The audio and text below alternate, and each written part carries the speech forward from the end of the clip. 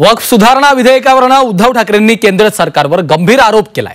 वक्फच्या जमिनीनंतर आता केंद्राचा डोळा ख्रिश्चनांच्या जमिनीवर असल्याचा आरोप त्यांनी केलाय। दरम्यान राहुल गांधींनी देखील ट्विट करत केंद्र सरकारवर गंभीर आरोप करत टीका केली आहे।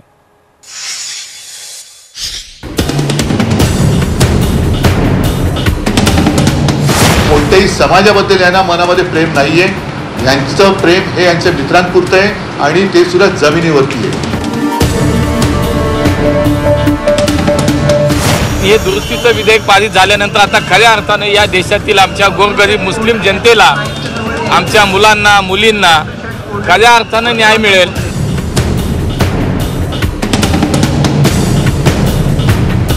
वक्फ सुधारणा विधेयकावरून सत्ताधारी आणि विरोधकांमध्ये आरोप प्रत्यारोपांच्या फैरी सुरूच आहे। वक्फवरून उद्धव ठाकरेंनी केंद्र सरकारवर एक गंभीर आरोप केलाय। वक्फ बोर्डाच्या जमिनीनंतर सरकारचा ख्रिश्चन, बौद्ध आणि हिंदूंच्या जमिनींवर डोळा असल्याचा आरोप उद्धव ठाकरेंनी केलाय। पुढची पायरी एक ख्रिश्चन कम्युनिटीकडे जेवढी जमीन आहे त्याच्यावरती घेतील, ती जमीन घेतील।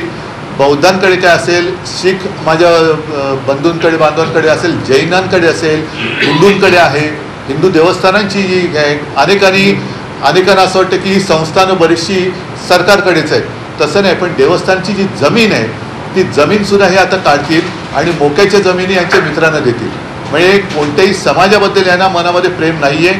यांचं प्रेम हे यांच्या मित्रांपुरतं आहे आणि ते सुद्धा जमिनीवरती आहे। या मोक्याच्या जागेच्या जमिनी काढून यांच्या मित्रांना द्यायचं। मग ते आता काय होतं की आधी मुस्लिमांकडच्या काढल्या का तुम्ही हिंदू काय बोलणार, आम्ही त्यांच्याही काढल्या असं नाही, पण हे सगळे रांगेमध्ये काढणार आणि सगळ्या यांच्या दोस्तांना देणार। हे दुरुस्तीचं विधेयक पारित झाल्यानंतर आता खऱ्या अर्थाने या देशातील आमच्या गोरगरीब मुस्लिम जनतेला, आमच्या मुलांना मुलींना खऱ्या अर्थाने न्याय मिळेल। कारण वर्षानुवर्ष ही लाखो हेक्टर जमीन जी वक्फ बोर्डाच्या नावाखाली त्या ठिकाणी गैरव्यवहार सुरू होते, काही ठराविक लोकांची मोनोपॉली त्या ठिकाणी झाली होती आणि म्हणून हा धार्मिक विषय नसून हा समाजाच्या उन्नतीचा एक विषय म्हणून त्याच्याकडे पाहिला जातोय। वक्फ सुधारणा विधेयकावरून राहुल गांधींनी ट्विट करत सरकारवर निशाणा साधलाय। तसंच इतर समुदायांच्या जमिनीवर देखील सरकारचा डोळा असल्याचा आरोपही त्यांनी केलाय। वक्फ सुधारणा विधेयक आता मुस्लिमांच्या हक्कांवर गदा आणतंय, मात्र भविष्यात इतर समुदायांना लक्ष करण्यासाठी एक चुकीचा पायंडा पाडला जातोय। केंद्र सरकारचा डोळा ख्रिश्चनांच्या जमिनीवर आहे। संविधान ही एकमेव ढाल आहे जी आपल्या अशा हल्ल्यांपासून संरक्षण करते। त्यामुळे संविधानाचं रक्षण करणं हे आपलं सामूहिक कर्तव्य आहे, असं ट्विट राहुल गांधी यांनी केलंय। वक्फ याचा अर्थ दान। त्या दान केलेल्या जमिनी होत्या आणि त्या कोणी असो त्याला विक्रीला परवानगी नव्हती, पण सरकारने आपला हेतू स्पष्ट केला की वक्फच्या जमिनी आम्ही बाजारात आणून विकणार आहोत। म्हणजे आपले जे पुंजीपती आहेत, आपले जे इथले मोठे मोठे धनवान शेठ आहे, धन्ना सेठ, त्या धन्ना शेठच्या हातात ही जमिनी देण्याचा सरकारचा इरादा आहे। हे आता काही सरकारकडनं लपून राहिलेलं नाही। आता ख्रिश्चनांच्या जमिनी, त्यांचं म्हणणं आहे की मुसलमान समाजाच्या वक्फ पेक्षा मुस्लिम ख्रिश्चन धर्मियांकडे अधिकच्या जमिनी आहेत, तर त्या ताब्यात घ्यायच्या। वक्फ सुधारणा विधेयकावरून संजय राऊतांनीही केंद्रावर हल्लाबोल केलाय। वक्फच्या 2 लाख कोटींच्या जमिनी उद्योगपतींच्या घशात घालण्याचा सरकारचा प्रयत्न असल्याचा आरोप त्यांनी केलाय। दरम्यान राऊतांच्या आरोपानंतर दीपक केसरकर यांनी देखील पलटवार केलाय।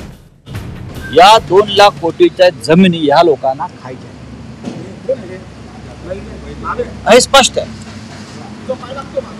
अनेक मुंबईतल्या अनेक वक्फ बोर्डाच्या इमारतीवरती आलिशान घरं उभी आहेत उद्योगपतींची, ती कायदेशीर करण्यासाठी बिलं आणले। हे मोठे उद्योगपती कोण तुम्हाला माहिती आहे? उगाच आरोप करत राहायचे आणि लोकांना संभ्रमित करायचं, याच्या पुढे त्यांचा दुसरा विचार नसतो आणि त्यांनी आता हे सोडावं। खरं तर त्यांनीच उद्धव साहेबांना हिंदुत्वापासून लांब नेण्यामध्ये त्यांचा खूप मोठा वाटा राहिलेला आहे। हे आता बंद करावं। ज्या प्रकारे त्यांनी उद्धव साहेबांचं नुकसान केलं, उद्धव साहेबांनी समजून घेतलं पाहिजे। वक्फ सुधारणा विधेयकाला दोन्ही सभागृहात मंजुरी मिळाली आहे। त्यानंतर राष्ट्रपतींच्या सहीसाठी हे विधेयक पाठवण्यात आले। मात्र या विधेयकावरून सुरू झालेलं राजकारण अजूनही थांबण्याचं नाव घेत नाहीये. ब्युरो रिपोर्ट, झी 24 तास.